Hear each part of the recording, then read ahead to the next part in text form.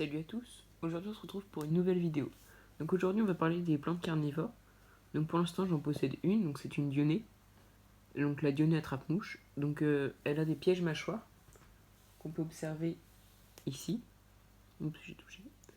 Juste là. Donc c'est une plante qui aime vivre dans les qui vit dans les marécages, dans une zone humide. Donc c'est pour ça qu'il y a une petite coupelle où elle est en permanence avec de l'eau. J'ai mis un petit peu de sable pour drainer un petit peu et pour avoir tout le temps un milieu humide. La terre dans laquelle elle est, c'est de la tourbe et de la terre.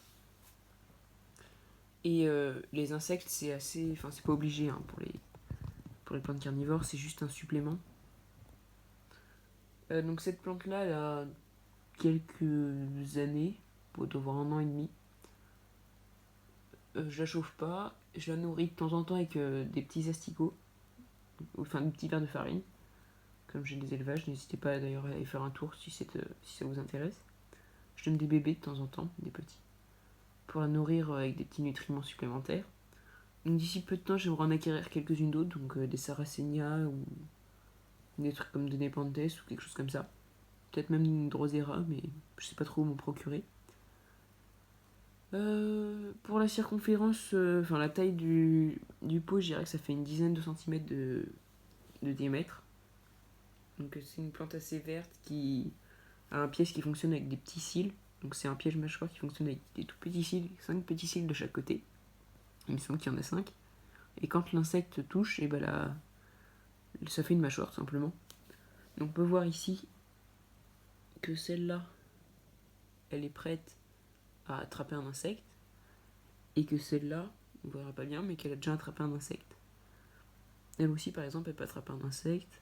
Enfin, il y en a plein. Elle aussi. Elle aussi, je sais pas si vous avez vu. Voilà. Mais s'il y a un insecte qui va dedans, pouf, il se ferme. Et le temps qu'elle la digère, bah, il y en a... les autres en attrapent aussi. Donc après, il n'y a pas que moi qui la nourris, il y a aussi le fait qu'il y ait des petits moucherons qui vont de temps en temps dessus. Il y a un petit peu de mousse qui pousse dessus, mais ça me dérange pas du tout. Donc voilà, donc je vais vous laisser un petit peu observer un peu. Si vous avez des questions, n'hésitez pas à les mettre dans les commentaires. Voilà.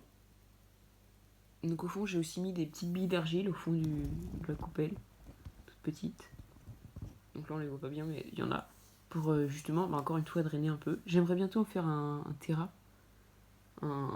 terrarium bocal hermétique. Enfin, hermétique avec un capuchon en liège. Ça me plairait beaucoup de faire un terrarium humide, du coup, avec des plantes carnivores, avec plusieurs types. Ça me plairait beaucoup. Donc si cette vidéo vous a plu, n'hésitez pas à la partager, à liker et à vous abonner. Et on se retrouve pour une prochaine vidéo. A plus.